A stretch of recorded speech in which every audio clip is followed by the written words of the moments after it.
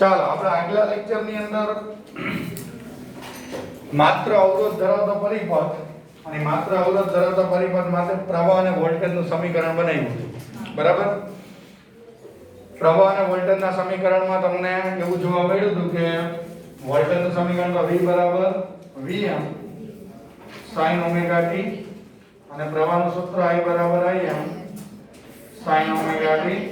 આ બે સમીકરણમાં એક અવલોકન આપણે એ કર્યું હતું કે બંનેમાં જે આ કળા છે એ કેવી આવે છે? સરખી. એનો મતલબ બે વચ્ચેનો કળા તફાવત 0. એ ખાસ યાદ રાખવાનું. બરાબર? હવે આજે આપણે એવું શીખીએ આ અવરોધ ધરાવતો જે પરિપથ હોય એની માટે પાવરનું સમીકરણ માત્ર અવરોધ ધરાવતા એસી પરિપથ માટે પાવરનું સમીકરણ મેળવો. જો માત્ર અવરોધ ધરાવતા એસી પરિપથ માટે પાવરનું સમીકરણ મેળવો. એની અંદર પાવરનું સૂત્ર શું મળે? તો પાવર એટલે જે તે સમયે કંઈક પ્રવાહ હોય, ઓહમ એવો નિયમ આપ્યો તેનો વર્ગ કરવાનો ગુણ્યા r કરવાનો. I સ્ક્વેર r છે ની કિંમત આપે પાવર. અને જે તે સમયે પ્રવાહ હોય t સમયે સર્કિટમાં તો એ તે વખતેનો પાવર આપે ને, મતલબ કે જે તે સમયનો, જેને કયો પાવર કહેવાય? તત્કાલીન. તો આપણે કહી શકીએ કે પરિપથમાં કોઈ સમયે વહેતો પ્રવાહ સ્મોલ i હોય જેને આપણે તત્કાલીન પ્રવાહ કહીએ છીએ. કોઈ સમયે વહેતો પ્રવાહ સ્મોલ i હોય જેને આપણે કયો પ્રવાહ કહી શકીએ? તત્કાલીન પ્રવાહ સ્મોલ i હોય તો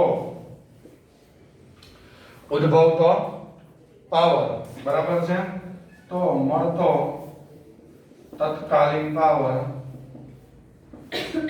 આમ લખાય મળતો તત્કાલીન પાવર P બરાબર જે તત્કાલીન પ્રવાહ મળે છે એ પ્રવાહ ગુણ્યા અવરોધ R. બરાબર છે? P બરાબર I સ્ક્વેર R લખાય ને.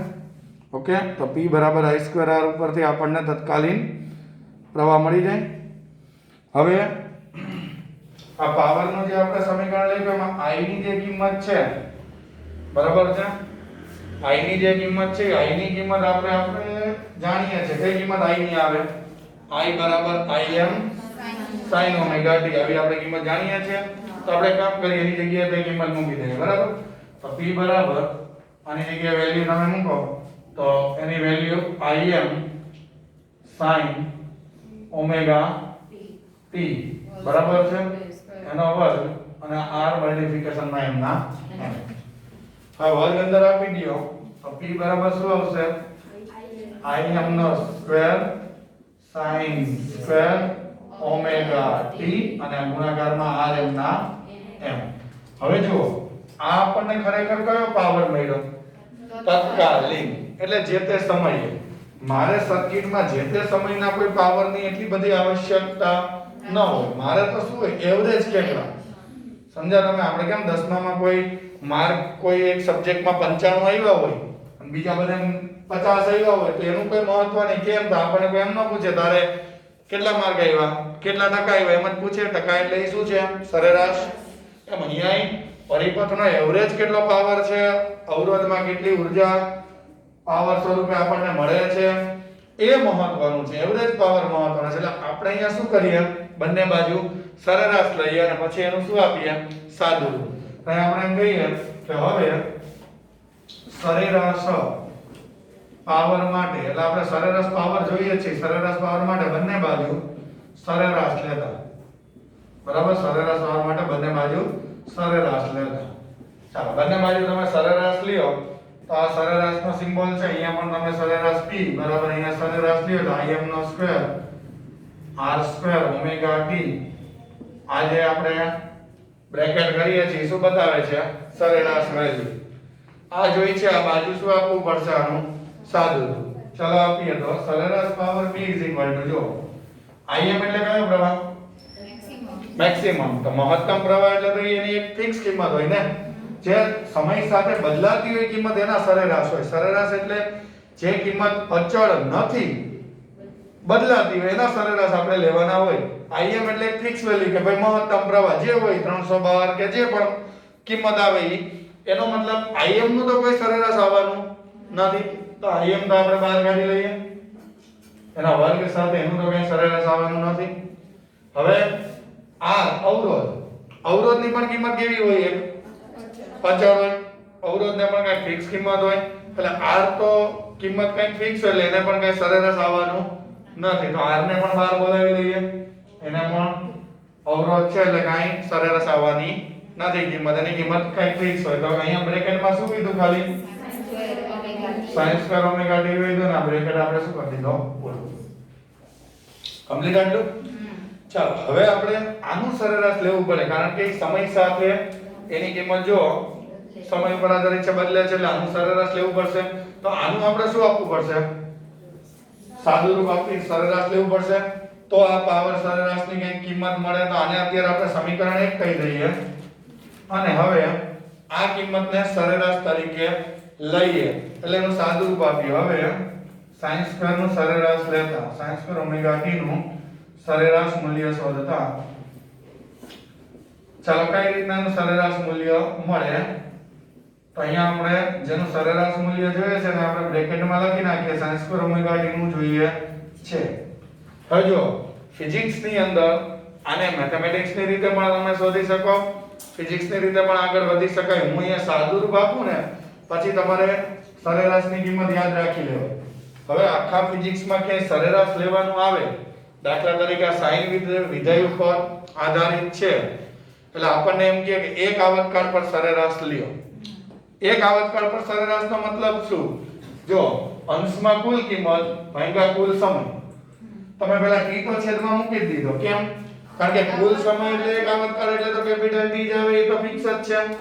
અંશમાં આપણે ચિંતા છે, અંશમાં ચિંતા છે એટલે એની સમય સાથે બદલાતી કુલ કિંમત આપણે જોઈએ છે.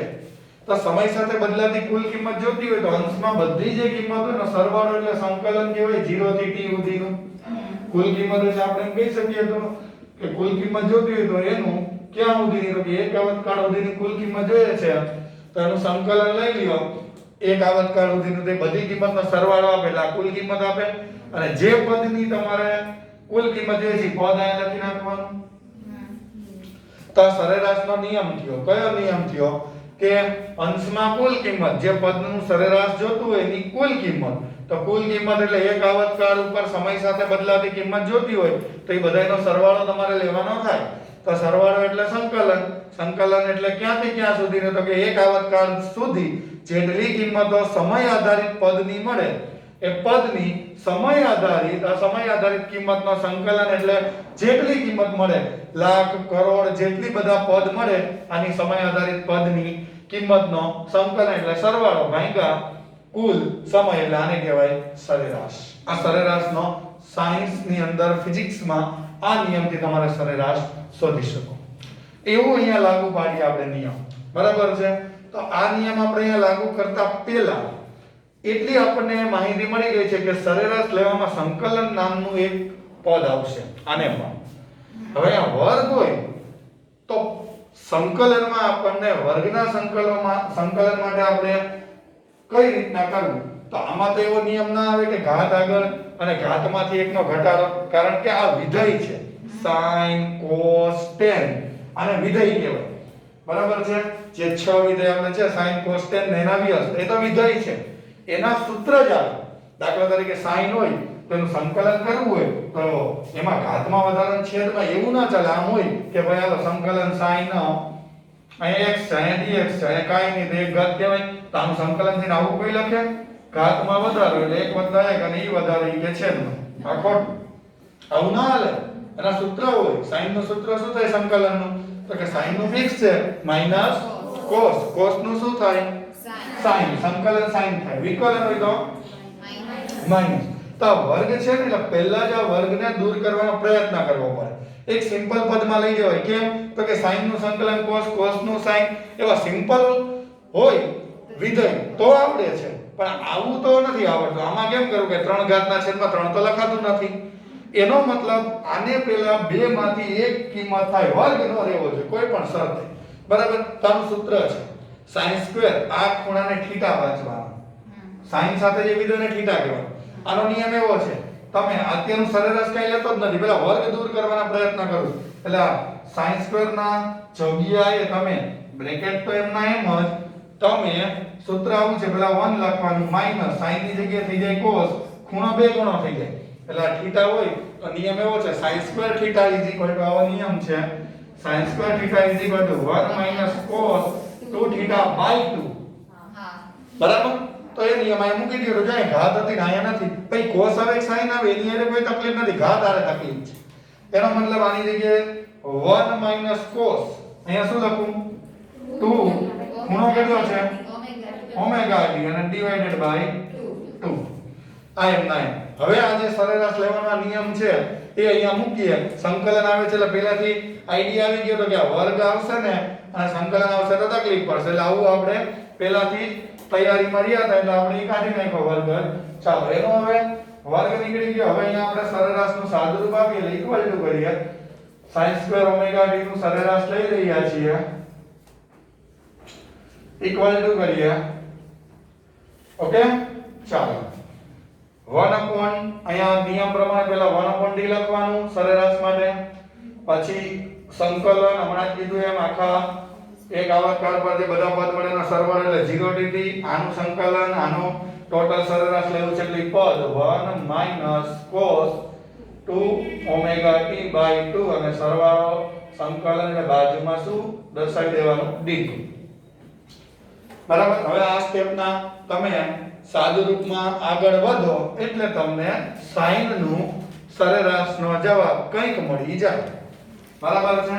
ચાલો તો હવે એમાં આગળ વધીએ તો જો ઘણા સંકલનમાં ઠેઠ સુધી 1/2 રાખે છે, બાકી તમે સિમ્પલ વિચારો આગળમાં આ 2 એટલે આખા બે આરે ગુણાકારમાં છે તો 1/2 ગણી લો તો અચળના સંકલન ન હોય તો 12 બોલાવી લઉં તોય ચાલે, તો દરેક વખતે 2 ને ભેગો લખવો નહીં એટલે એને 1/2 ગણીને સંકલન ની ક્યાં બોલાવી લો 12 બોલાવી લો, તો મારે શું છે કે દર વખતે એને સાથે રાખવો નહીં એટલે એને 12 બોલાવી લઈએ.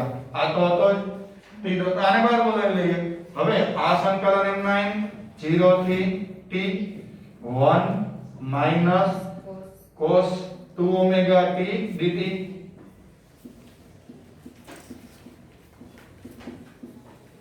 ચાલો હવે શું કરીએ, સંકલનના રૂલ્સ ને ફોલો કરીએ.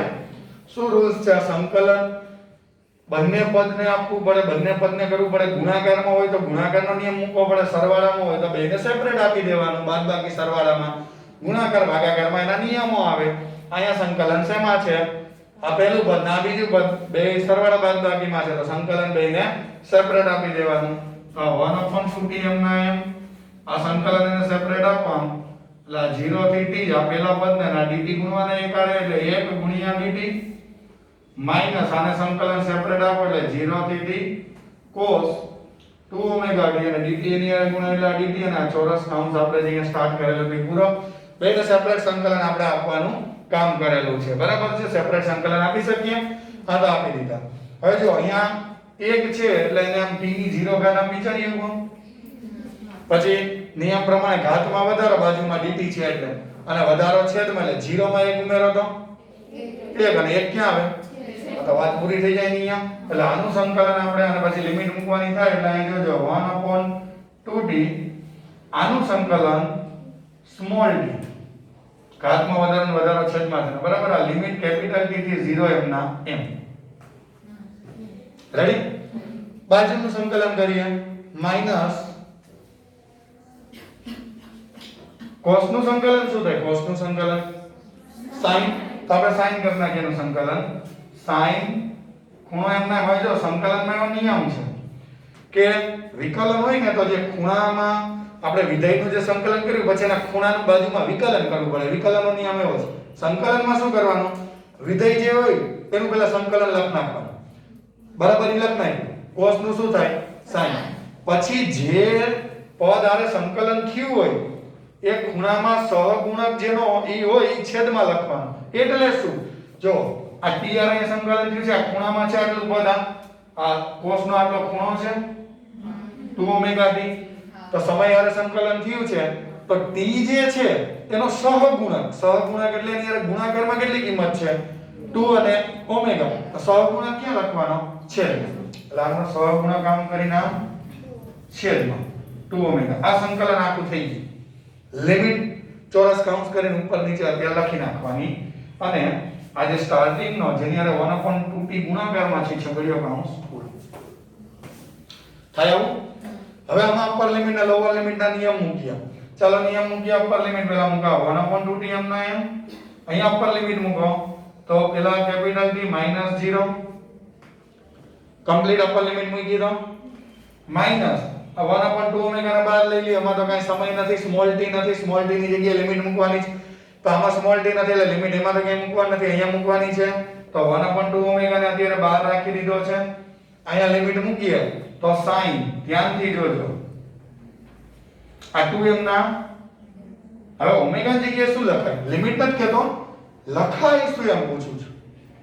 2π બાય કેપિટલ T લખાય કે ન લખાય? લખાય ને. એની જગ્યાએ 2π બાય કેપિટલ T લખું. હવે લિમિટ જે છે ઈ મૂકવાની થશે જ. હવે સમય આવ્યો જો આ સ્મોલ ની તેની જગ્યાએ અપર લિમિટ એટલે કેપિટલ T મૂકી દો પહેલા. ચાલો તો અપર લિમિટ મૂકી દીધી. કેપિટલ T ની જગ્યાએ કોની જગ્યાએ મૂકી? પછી માઈનસ કરીને પાછી કઈ લિમિટ મૂકવાની? તો 0 ગુણ્યા ખૂણામાં કોઈ પણ પદ હોય 0 જ આવે એટલે માઈનસ કરીને લોઅર લિમિટ મૂકો તો આવું આવે sin 0. 2 ઓમેગા ગુણ્યા 0 એટલે ડાયરેક્ટ લખો લિમિટમાં t ની જગ્યાએ લિમિટ મૂકો તો કેટલી આવે 0. આ ગોળ કૌંસ જે ચાલુ કર્યો તે પૂરો અને ચોરસ કૌંસ જે ચાલુ કર્યો તે પૂરો. રેડી આટલું? ચાલો હવે સાદુરૂપ આપીએ એનું આગળ. લિમિટ મૂકી દીધી છે તો 1/2t m ના m 1/2t m ના m t - 0 t minus 1/2 અહીંયા શું વધે આ t t કેન્સલ 2 ગુણ્યા 2 તો કેટલું વધે sin minus sin 0 ચોરસ કૌંસ પૂરો. sin 4π કેટલું હોય? sin 4π કેટલી વેલ્યુ? તો એની માટે એકમ વર્તુળ યાદ કરવું પડે તો આવડે. એકમ વર્તુળ મુજબ જો આ એકમ વર્તુળ કહેવાય. અહીંયા 0 ખૂણો હોય, અહીંયા π/2, અહીંયા π હોય, અહીંયા 3π/2, અહીંયા 2π, પછી અહીંયા કેટલા આવે 3π. સમજી ગયા? અહીંયા ખૂણો આવે પછી 3π, પછી અહીંયા કેટલા આવે 4π, અહીંયા 5π, અહીંયા આવી રીતના ચાલશે. સમજી ગયા તમે? હવે હું કિંમત લખતા શીખડાવું. આ x અક્ષ ઉપર આ લંબાઈ 1 કહેવાય. એકમ વર્તુળ એટલે 1 મીટર લંબાઈ ગણવાની, 1 ગણવાની, 1 એકમ. તો આ લંબાઈ કેટલી ગણવાની 1 એકમ. કઈ અક્ષ ઉપર આ બિંદુ છે? x યામ 1 આવ્યો. y અક્ષ ઉપર છે આ બિંદુ દેખાય છે?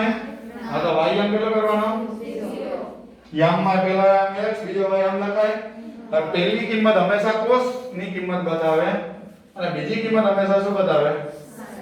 sin બતાવે. તો જો sin 0 એ 0, sin 2π એ 0, sin 4π એ 0, sin 6π એ 0. તો અહીંયા કેટલા હતા? 4π. તો 4π એ 0. તો 0 લખી નાખું. ઓકે તો 1/2t આ કેપિટલ T minus 1/2 ઓમેગા 0 અને 0 is 0. તો જો 0 minus 0 0 ગુણ્યા 1/2π તો વધ્યું કેટલું? Capital T. તો એનો મતલબ આના સાદુરૂપ ને અંદર વધ્યું ઇક્વલ ટુ sin2 આપણે કેટલાનું સંકલન સરેરાશ લીધા હતા sin2 ઓમેગા t નું. તો એ સરેરાશ ની અંદર આપણે 1/2t ને અહીંયા વધ્યું કૌંસમાં t. તો t કેન્સલ તો જવાબ કેટલો આવ્યો? આ યાદ રાખવાનું. sin2 ઓમેગા t નું સરેરાશ આવે 1/2. હવે તમે કહો સાહેબ પણ એને યાદ રાખવાની કોઈ ટ્રીક ખરા? હા છે.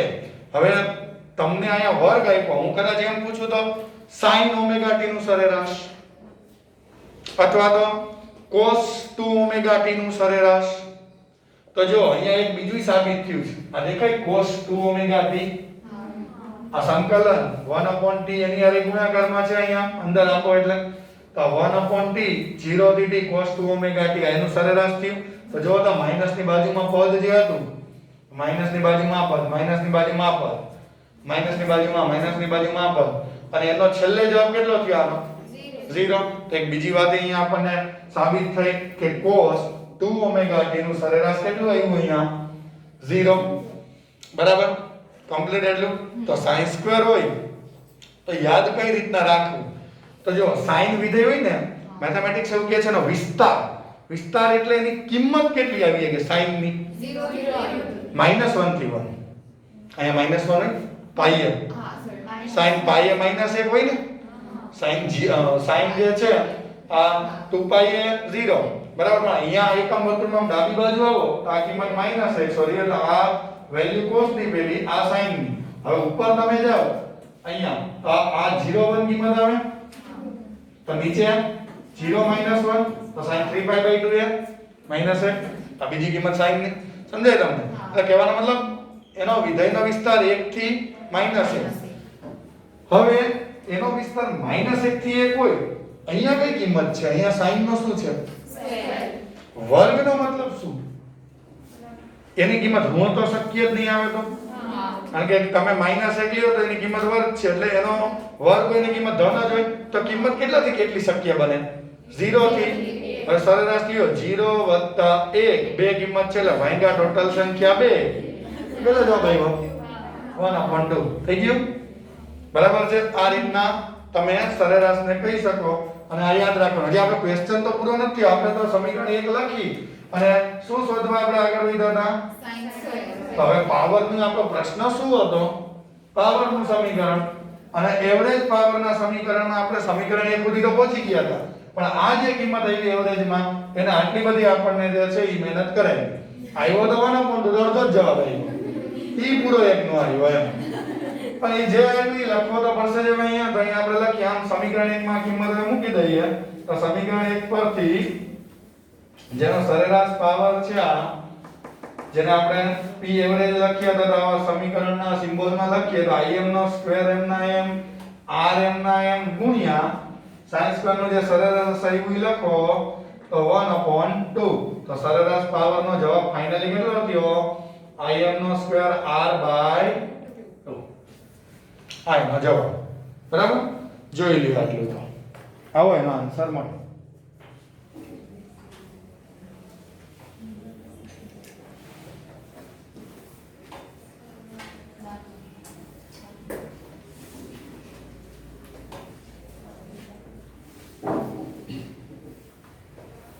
આ ડીસી પ્રવાહમાં જે સમીકરણ મળતું હતું એનાથી આ કંઈક અલગ મળે છે. ડીસી પ્રવાહમાં પાવરનું સૂત્ર શું થતું હતું અવરોધમાં ત્રીજા ચેપ્ટરમાં? I2R. અહીંયા તો છેદમાં 2 આવ્યો. આ એસી પ્રવાહ માટે છે. તો આની નીચે 4-5 લીટી છોડજો. ડીસી પ્રવાહ જેવું સમીકરણ બનાવવું હોય તો એકવાર પ્રયત્ન તો કરીએ કે આપણી પાસે 3 પ્રવાહના અલગ અલગ કિંમતો મળે.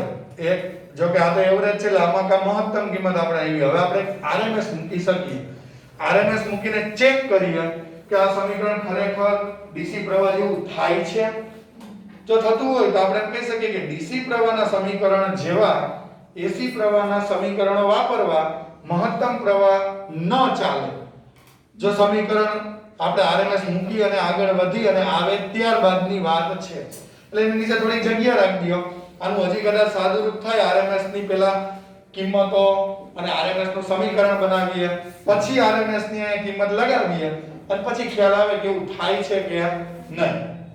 બરાબર? આપણે નેક્સ્ટ ક્વેશ્ચન ઈ ભણવાનું છે. આરએમએસ એટલે પ્રવાહનું આરએમએસ નું સમીકરણ અથવા તો વોલ્ટેજ જે હોય એના આરએમએસ નું સમીકરણ શું મળે? બરાબર? એ આપણે તમને સમજાવવાનું છે. બરાબર? પ્રવાહ અને વોલ્ટેજ નું આરએમએસ નું સમીકરણ એટલે આરએમએસ પ્રવાહ અને વોલ્ટેજ જે મળે એના સૂત્ર કેવા મળે. બરાબર? એ આપણે જોવાનું છે. હવે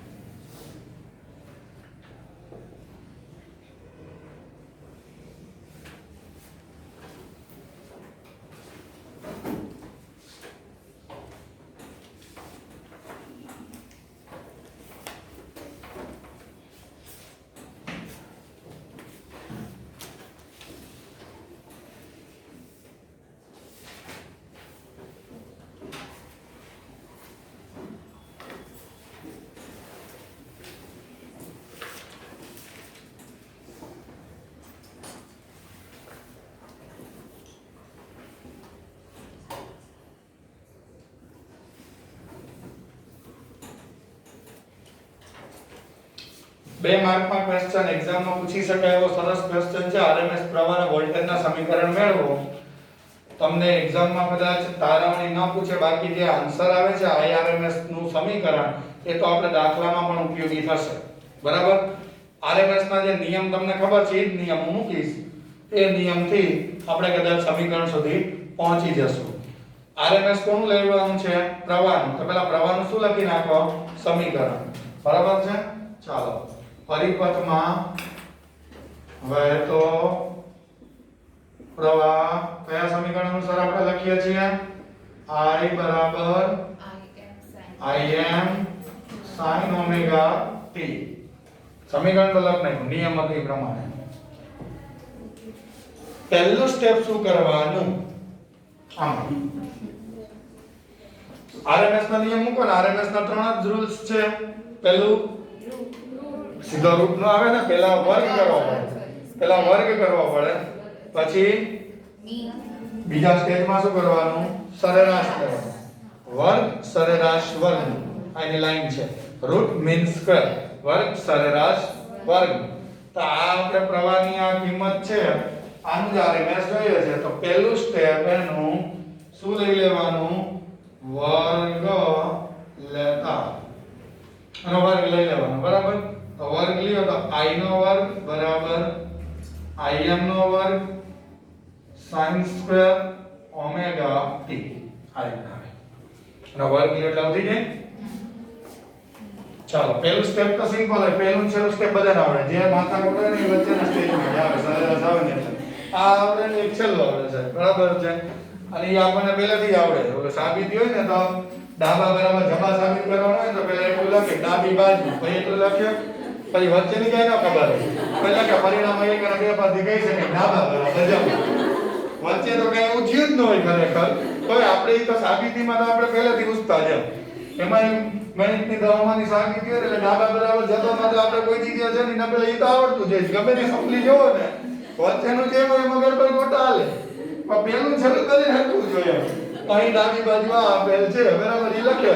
પછી વચ્ચે હું ગડબડ ગોટે છેલ્લે જમા છેલ્લું આમ સાબિત થાય ડાબા બરાબર જમા.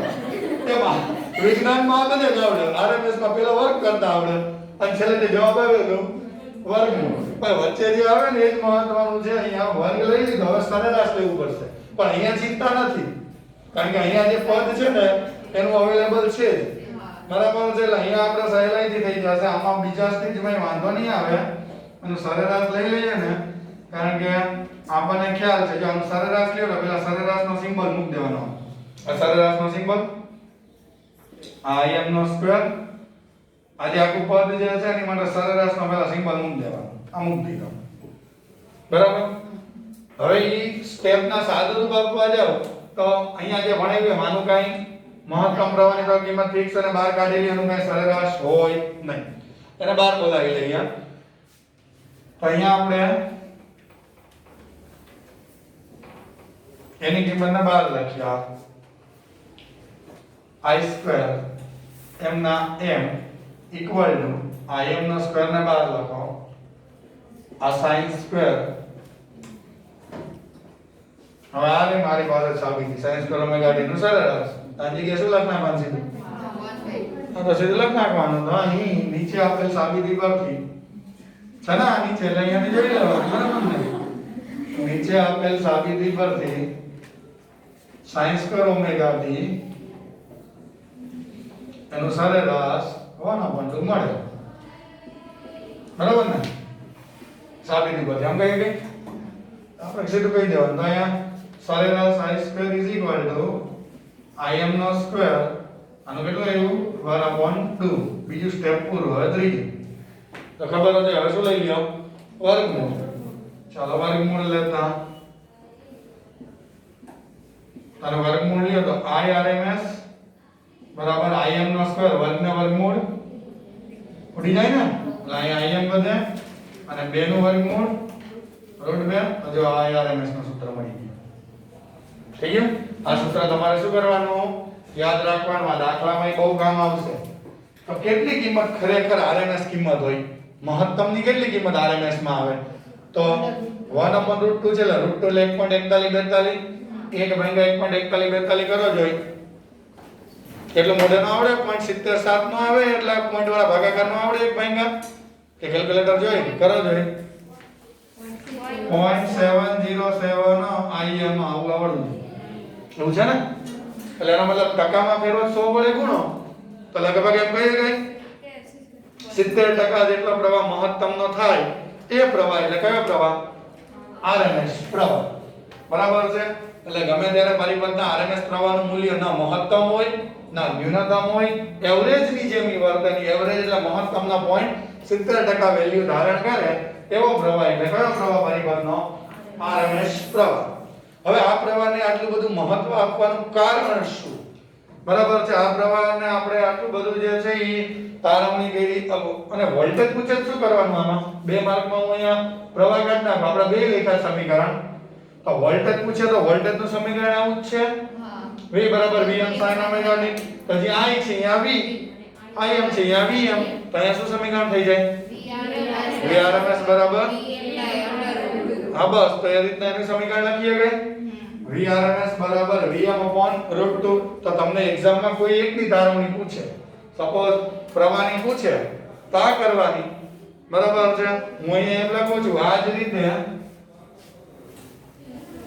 હું અહીંયા ડાયરેક્ટ લખું તો તમારે એવું નહીં લખવાનું એટલે પરીક્ષામાં પૂછે તો પરીક્ષામાં એમ પૂછે કે ભાઈ વોલ્ટેજની તારવણી કરો તો પછી તમે વોલ્ટેજ ની કરે નકર અમુક શું કરે આ તારવણી કરે એટલે કે આ જ રીતે ઈ કે Vrms બરાબર Vm/√2 આવી રીતે બરાબર તો આપણે એવું ના કરાય આપણે શું કરાય વોલ્ટેજ થી જ કરાય ને એ પૂછી હોય તો એની જ આપણે તારવણી એટલે Vrms નું સમીકરણ પૂછે વોલ્ટેજ નું તો આ રીતના મળી શકે હવે અહીંયા સુધી તો બધું જ એનામાં સાયન્સ કરવાનું છે હવે હું અહીંયાથી સ્ટેપ થોડાક આ પાછલો પાર્ટ જે છે તમને મેં આગલા પ્રશ્નમાં એમ કીધું હતું કે અમુક લીટી ખાલી રાખજો આ પ્રશ્ન અહીંયા પૂરો થઈ જાય અહીંયા આ તારવણી બરાબર છે આ છેલ્લા સ્ટેપ આટલા કાઢી નાખું આ તારવણી 1/d ની અહીંયાથી સાયન્સ કરવાની ચાલુ થાય હવે જો પરીક્ષામાં પ્રશ્ન 2 માર્કમાં પૂછે ને તો સાહેબ આટલી બધી કિંમતો અમે મેળવીએ તો ટાઈમ ઘટે તો ખરેખર એવું છે કે તમને આ જે આગળના ને સ્ટેપ લઈ કે ઈ જ મહત્વના છે તમારે શું કરવાનું 2 માર્કમાં પ્રશ્ન પૂછે તો sin² ઓમેગા t બરાબર આ સૂત્ર પહેલા લખ નાખવાનું પહેલું આ કરવાનું પછી આ સરેરાશનો નિયમ લખ નાખવાનો બરાબર પછી કહી દેવાનું cos 2 ઓમેગા t નું સરેરાશ 0 થાય આ સીધું કહી દેવાનું કે તો થાય 0 એટલે આગળ શું વધ્યું ખાલી પદ હા એટલે એનું જે છે એ t થાય 2 વધ્યો t ઉડી ગયો એટલે ડાયરેક્ટ લખ નાખવાનું આ વચ્ચેનો આટલા સ્ટેપ નીકળી જાય બરાબર સીધા અહીંયા લખ નાખવાનું કે આમ સરેરાશ થઈને આવે જવાબ 1/2 નકર પછી આપણે આટલું બધું ગણવા જઈએ અને ક્યાંક ભૂલ પડે તો આપણે એમાં જ મઈ થાય અને મથવા જઈએ તો સમય ઘટે એટલે એક કામ ખાસ યાદ રાખવાનું કે 2 માર્કમાં પૂછે એટલે આનો જવાબ 0 કહી દેવાનો એ તો આપણને ટેક્સ્ટ બુકમાં લખેલો જ છે 0 મૂકી અને બાકીનાની કિંમત સીધી 1/2 લઈ અને અહીંયા કિંમત 1/2 જે મેં મૂકી છે લ્યો એટલે સીધું આ RMS નું સૂત્ર આવી જાય 2 થી 3 માર્કમાં આવું પૂછે 3 માર્કમાં પૂછે ને સમય હોય તો સાદું રૂપ આપો તો ચાલે ને કે 3 માર્કમાં તમારે જે છે એ 2-3 સ્ટેપ અમુક મેં વધારે તમને સમજાવવા માટે લખ્યા હોય તમને એમ લાગે કે અહીંયા આવશ્યકતા નથી એવા સ્ટેપ ના લખો તો ચાલે તારણની ખાસ આ નથી જોવામાં આવતી આ વધારે મહત્વની છે પણ આને પણ આપણે લખી નાખવું પડે તો આ સાબિત થઈ ગયું આપણી પાસે RMS પ્રવાહનું સમીકરણ બરાબર અહીંયા સુધીનો જવાબ આવે હવે પ્રશ્ન એ છે કે RMS પ્રવાહ ને આપણે સમીકરણમાં શા માટે પ્રાધાન્ય આપીએ છીએ તો આપણે પાવરનું જે સમીકરણ બનાવ્યું બરાબર તમે આટલું જોઈ લ્યો પછી આપણે પાવરના સમીકરણને ફરીથી યાદ કરી લઈએ નીચે લીટી ખાલી રખાવી છે અહીંયા શું લખીએ જે અહીંયા આપણે લખ્યું હતું ને છેલ્લે જે ખરેખર AC પ્રવાહનું પાવરનું સમીકરણ અવરોધ માટે DC નું અલગ કેવું હતું I સ્ક્વેર R હતું અહીંયા શું આવ્યું Im નો સ્ક્વેર R/2 બરાબર એના જેવું બને છે કે નહીં એવો આપણો પ્રયત્ન છે ને આપણે પ્રયત્ન કરીએ પહેલા આટલું RMS પ્રવાહનું જોઈ લઈએ હવે આનો આલેખ કોઈ પૂછે તો આની સાથે એક આલેખ દોરીએ આનો આલેખ દોરી દો એકમ વર્તુળ પૂછી નાખો આનો આલેખ દોરીએ તો RMS પ્રવાહનો આલેખ એને દર્શાવવા માટે તો જો આપણો તત્કાલીન પ્રવાહ જે સમય સાથે બદલાય છે એને તો આપણે આ રીતના બતાવીએ છીએ અહીંયા ખૂણો તે હોય 0 π 2π ખૂણો હોય ને અને ઓમેગા t કહેવાય એમ ચાલો હવે આ કિંમત કઈ બતાવે છે પ્રવાહની આ હા સરસ આ મહત્તમ કિંમત કહેવાય નીચે પૂછે તો ઉલટાયેલી દિશામાં મહત્તમ એટલે માઈનસ im લખો તો કોઈ તકલીફ નથી RMS કિંમત એટલે મહત્તમનો કેટલામો ભાગ √2 એટલે 0.70 એટલે એનાથી સહેજ ઓછો હોય RMS પ્રવેગ અહીંયા ક્યાં કોઈ અડધો નહીં 0.50મો ભાગ નથી નકર અહીંયા આવે im થી અડધું એનાથી સહેજ વધુ 0.75 થી સહેજ ઓછો બરાબર એવી રીતના અહીંયા છે એટલે અહીંયા ક્યાં કોઈ આમ RMS પ્રવેગ એટલે એને આમ દર્શાવતો આમ આલેખ આમ દોરું તો આ જે રેખા બતાવી કયું મૂલ્ય બતાવે છે પ્રવાહનું પરિપથના અને આપણે RMS ને કેપિટલ I લખી શકીએ ઘાટો નહીં કરવાનો નકર મહત્તમ કેપિટલ I લખી શકીએ એની કિંમત મહત્તમ પ્રવાહથી પરિપથમાં √2 જેટલી જે ફિક્સ કિંમત મળે મહત્તમની એનો કયો પ્રવાહ કહેવાય RMS પ્રવાહ કહેવાય તો આપણા ઘરની અંદર જે લખવામાં આવે છે કે ભાઈ ઘરમાં વપરાશમાં આવતો વોલ્ટેજ આપણે ઘરમાં એમ કહે છે કે વોલ્ટેજ 230 છે કે 240 ચાલો 240 આપણે લઈએ તો એ ખરેખર કયા વોલ્ટેજ હોય આપણને RMS વોલ્ટેજ હોય આખી બુકમાં કે રકમમાં કંઈ કીધું ના હોય ખાલી તમને એમ કહી દઉં કે એક AC પરિપથના વોલ્ટેજ આટલા છે તો એ વોલ્ટેજ અને પ્રવાહ એની અચળ કિંમત પરિપથ માટે RMS લ્યો તો એની એક ફિક્સ કિંમત કહેવાય અને એ આપણે અહીંયા મહત્તમ થી આટલી મળે એટલે તમને હું એમ કહું કે ઘરની અંદર AC વોલ્ટેજ ઘરમાં AC વોલ્ટેજ 230 મળે છે અથવા તો 240 લેવાનો તેનો મતલબ એ કયા આપેલા છે RMS વોલ્ટેજ હું એમ પૂછું કે ઘરમાં તમારા ઘરમાં મેક્સિમમ કેટલા વોલ્ટેજ આવતા હશે તો કેટલા આવતા હોય અને અંડરરૂટ વડે ગુણવા પડશે ને VRMS બરાબર VM upon √2 ને તો √2 સામે જાય અહીંયાથી આમ એટલે RMS ગુણ્યા √2 કરો એટલે મહત્તમ થાય કેટલા થાય મહત્તમ વોલ્ટેજ બરાબર √2 ગુણ્યા RMS ગુણો જે આ બેનો ગુણાકાર કરો જોઈએ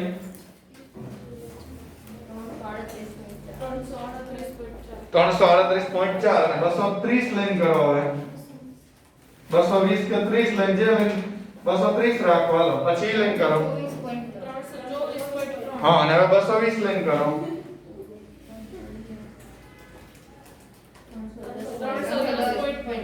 એટલે 311 જેવા મળે તો એ મહત્તમ કિંમત ત્યારે એટલી મળી કહેવાય એમ આપણે કહી શકીએ બરાબર આ મહત્તમ એની કિંમત ના બોલી RMS તો RMS ની અંદર આ રીતની આપણી સાબિતી આવે જે આપણને RMS પ્રવાહ આપે બરાબર છે પાવર ની અંદર હવે આપણે આ કિંમત મૂકીએ ને જે હમણાં ધાર્યું હતું સમીકરણ નીચે આપણે ખાલી જગ્યા રાખી છે તો આપણને ઓટોમેટિક આઈડિયા આવશે કે આ DC જેવા સમીકરણ આપવા સક્ષમ છે કે નથી એ આપણે મૂકીએ એટલે ખ્યાલ આવશે એની નીચે લખવાનું RMS નો પ્રશ્ન પૂછે એટલે આલેખ અને એકાદું ઉદાહરણ અને આ સમીકરણો લખી નાખો એટલે આટલું ઇનફ છે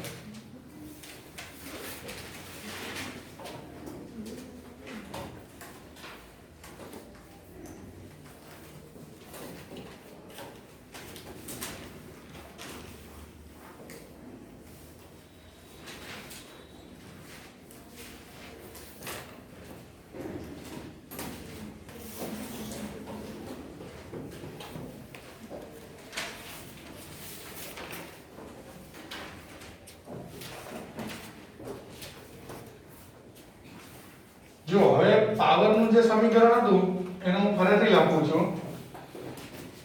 માત્ર અવરોધ ધરાવતા પરિપથ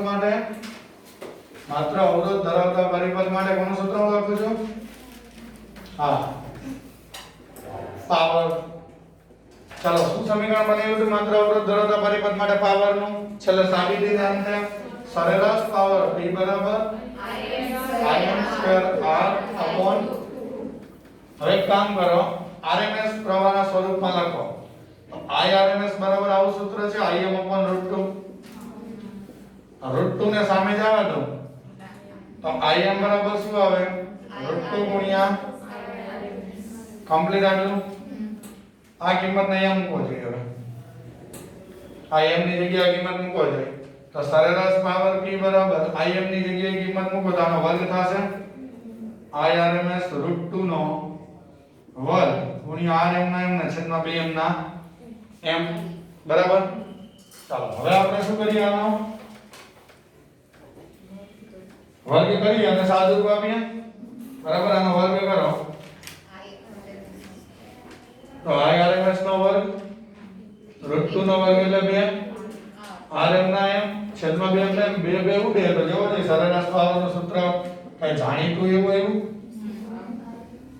i2r જેવું આવ્યું થઈ ગયું i2r જેવું પણ એ i2 એટલે dc માં i ફિક્સ હોય આમાં ફિક્સ એટલે કયો ઈ rms મહત્તમ કિંમત એ ફિક્સ જ હોય કે પરિપથની પણ ઈ આય નથી આવતી સમીકરણમાં એમાં બાય 2 આવે છે તો આપણે એમ કહી શકીએ કે આમ ઉપરોક્ત સમીકરણ DC પરિપથમાં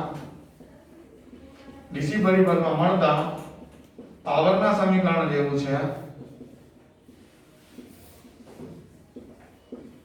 તો AC પરિપથમાં RMS પ્રવાહ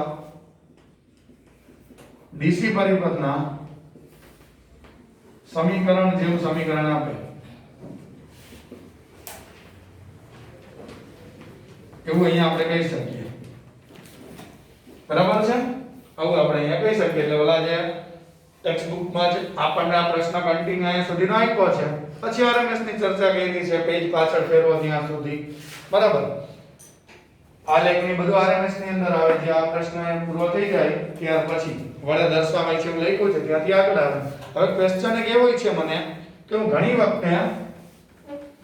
ઘણી વખતે વોલ્ટેજ જે હોય દાખલા તરીકે તમને ખબર હશે કે ગયા લેક્ચરની અંદર આપણે Vm/R એની બરાબર Im લીધું હતું તો સાહેબ આ DC નું સૂત્ર નથી આ DC માંથી ઉપાડ્યું ને V બરાબર IR અવરોધના બે છેડા વચ્ચેના વોલ્ટેજ પ્રવાહ ગુણ્યા કોના જેટલા હોય અવરોધ જેટલા V બરાબર IR તો સાહેબ ઈ સૂત્ર તમે DC માંથી લીધું ને તો પછી તમે તો એમ ન કીધું કે RMS હોય એ પ્રવાહને વોલ્ટેજ લ્યો તો DC ના સૂત્ર જેવા મળે એવું અહીંયા સ્ટેટમેન્ટ આપ્યું અને લીધો તો અહીંયા મહત્તમ પ્રવાહ તો જો મહત્તમ એ લઈ શકે ને RMS એ શું કામ એ તમને હું સમજાવી દઉં